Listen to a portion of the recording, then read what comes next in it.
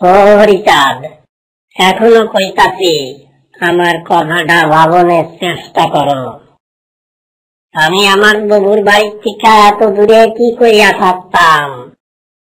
ও নাটু, ও বিশা, আমি একা থাকতে পারতাম না। আমি কি কাজে করতাম বুঝা উঠতে পারতাছি না। মা কইয়া দিয়েছেন সকলের পছন্দ মতন জায়গায় ঘর বানাইতে। আমি আগে বুঝা উঠতে পারি নাই। যত ঘর বানানোর কাজ আগাইতাছে তত মনের ভিতরটা খালি হইয়া যাইতাছে। আমি কি কাজে করতাম বুঝা উঠতে পারতাছি না। আমি একা থাকতে পারতাম না। ও হরিচাঁদ, কিছু কইতাছ না কেন? এই ব্রজ, শোন, আমি যেটা জিজ্ঞাসা করছি তার ঠিক উত্তর দিবি, কেমন? এখানে তোর জন্য গৃহ নির্মাণ হচ্ছে, তার অর্থ এটা হবে তোর বাড়ি, ঠিক আছে? আচ্ছা, এইবার বল, আমাদের বাড়ি থেকে বিশের বাড়ি আর নাটোর বাড়ির যা দূরত্ব, তার থেকে তোর এই বাড়ি বেশি দূরে না কাছে? আমি তো চাই আমরা সকলে কাছাকাছি থাকি, কিন্তু এর থেকে কাছে তো বাড়ি করার মতো কোনো উঁচু ভিটে আর আমাদের নেই। তুই তো বুঝে গেছিস যে মানুষের বয়স বাড়তে থাকে আর তাকে কেন্দ্র করে পরিবার বৃদ্ধি পেতে থাকে। বর্ধিত পরিবারের চাপে মানুষকে দূরে সরতে হয়, তাই না? তবে যতই দূরে যাই না কেন, বাল্য সখাদের মনের মধ্যে দূরত্ব কোনোদিন বাড়ে না। তাই মন খারাপের কিছু নেই। এখানে দাঁড়িয়ে জোরে হরিচাঁদ বলে ডাক দিবি। মাঝখানে তো ফাঁকা একটা মাঠ, তোর ডাক আমার কাছে ঠিক পৌঁছে যাবে, বুঝলি? আমি সব কিছু বুঝতে পারতাছি। সব থেকে বড় কথা হইল মাতৃ নির্দেশ। তারপর এই গীতাটাও খুব সুন্দর। আমার এবং সকলের পছন্দ তো হইছে, তথাপি ওর থেকে দূরে থাকনের অভ্যাস তো নাই। তাই বুকের ভিতরটা অক্ষর হইতেই খালি খালি ত্যাগতাছে। তবু তোমারে চাইলে থাকুন কেমনে?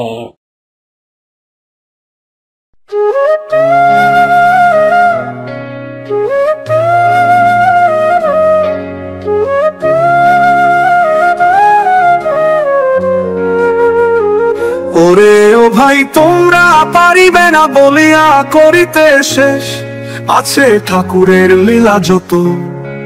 শুনো ও শুনো ও ভক্ত ও জনে, একদিন প্রভু হরিচাঁদ হইলেন কৃষিকাজের অত পঞ্চ ভ্রাতা সহ।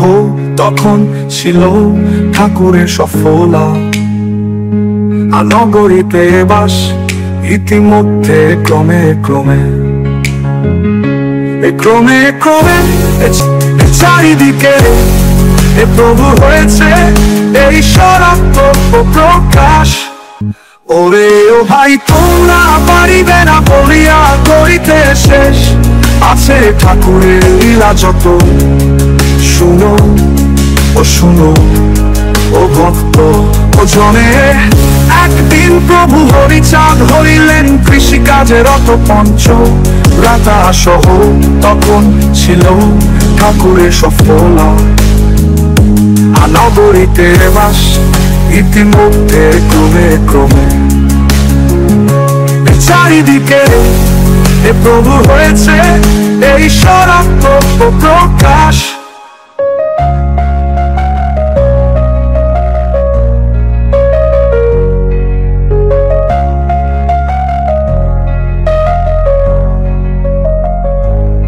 সেই সময় একদিনে বিশ্বনাথকে ডাকিয়া কহিলেন, ওহে বিশ্বে এ হয়েছে যে আমার সাথ বসিয়া বসিয়া। বৃথা গেছে এ অনেক কাল, আয় মোরা চাষ করি ধরি হাল। সকল কাজেতে শ্রেষ্ঠ কৃষিকাজ হয়, এই কার্য না করা আমাদের ভালো নয়। আমরা হয়েছি সরিষার তেলের ব্যাপারী, ইহাল ধরা চাষ করাও মোরা জানি। ওরে ও ভাই, তোমরা পারিবে না বলিয়া করিতে শেষ আছে ঠাকুরের লীলা যত। শুনো ও শুনো ও ভক্ত ওজনে একদিন প্রভু হরিচাঁদ হইলেন কৃষিকাজের অত পঞ্চ ভ্রাতা সহ। তখন ছিল ঠাকুরের সফলা নগরীতে বাস ইতিমধ্যে ক্রমে ক্রমে ক্রমে ক্রমে চারিদিকে এ প্রভু হয়েছে এই ঈশ্বরাত্মক প্রকাশ।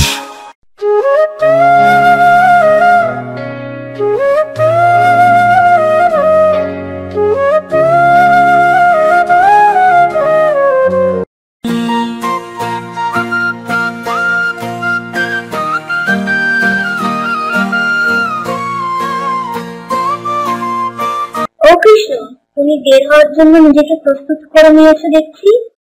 বেশ ভালো, বেশ ভালো। আচ্ছা তাহলে যাও, পাকের ঘরে বড় বৌমা তোমার খাবার গুছিয়ে নিয়ে বসে আছে, তাড়াতাড়ি খেয়ে নাও গে। আমি যাই, দেখি তোমার বাবা কি করছে, দেখে আসি।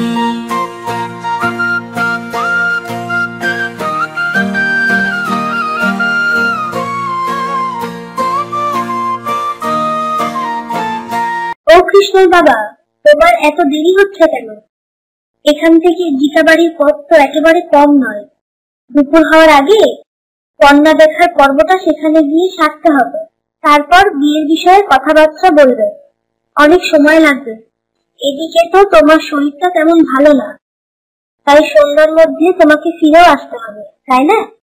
কৃষ্ণ ধুতি কাপড় পরে তৈরি হয়ে গেছে, ওকে পাকের ঘরে পাঠিয়ে দিয়েছি তাড়াতাড়ি দুটো সেবা করার জন্য। এদিকে যতীন কাকার ছেলে মনোমত এসে গাড়ি বের করে গরুর মুখে জুয়াল লাগায় একেবারে প্রস্তুত হয়ে বসে আছে। তোমার তো সেবা হয়ে গেছে, তাই না? তাই তুমি আর দেরি করো না, একটু তাড়াতাড়ি গুছাই নাও।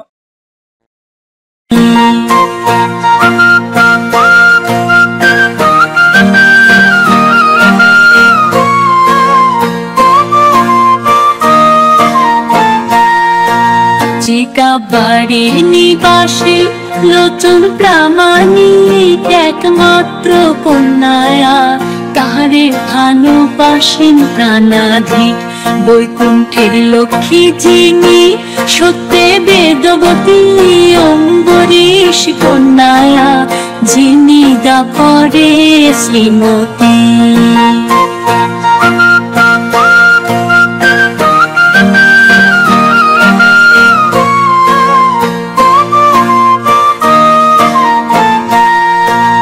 বিষ্ণুদোষে বানন্দ ক্ষীরোদবাসিনী, ত্রেতা যুগে সীতা আর দাপরে গেছিলেন রুক্মিণী।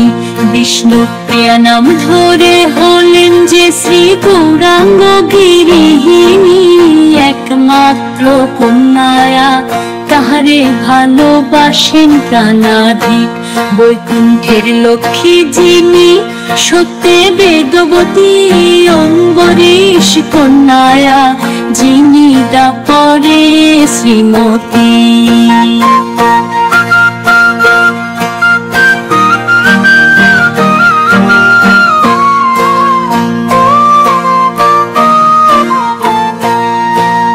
বিষ্ণুপদ সেবানন্দ ক্ষীরোদবাসিনী, ত্রেতা যুগে সীতা আর দাপরে ছিলেন রুক্মিণী।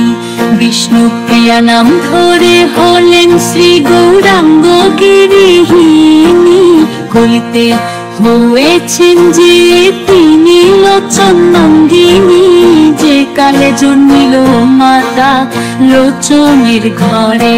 ভূমিষ্ঠ হলেন যবে সুতিকায়াগারে, ধাত্রী বলে প্রসূতিরে বলি মায়া তোমাকে। তোমার এই কন্যা মায়া সামান্য কহু নয়, ধাত্রী কহিল লোচনের গিরিহিনী রে।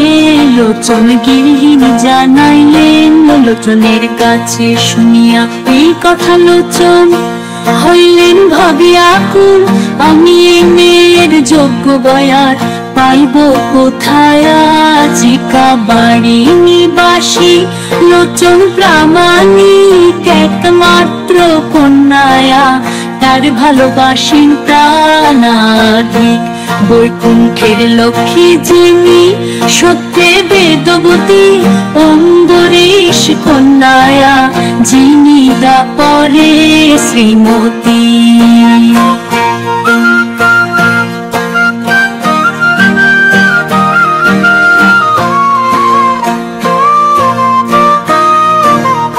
উর্বশী, আমাদের আজকে আর বাইরে গিয়ে খেলা হবে না।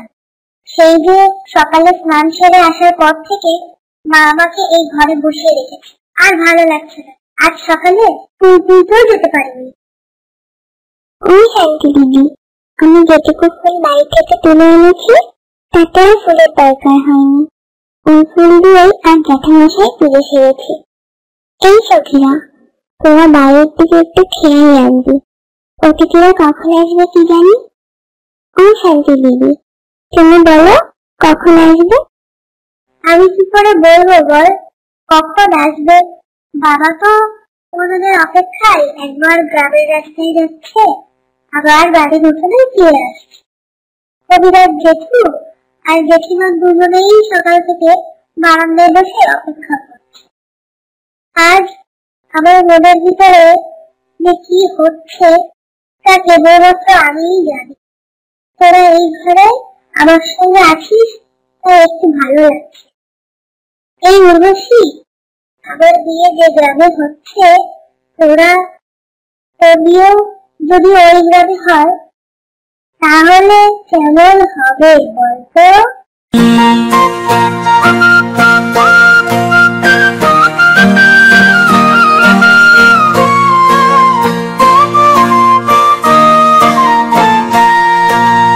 ওই দেখো, সবাই তাকায় দেখো, অতিথি নারায়ণরা এসে গেছে। তোমরা সবাই শঙ্খ বাজাও, উলু দাও।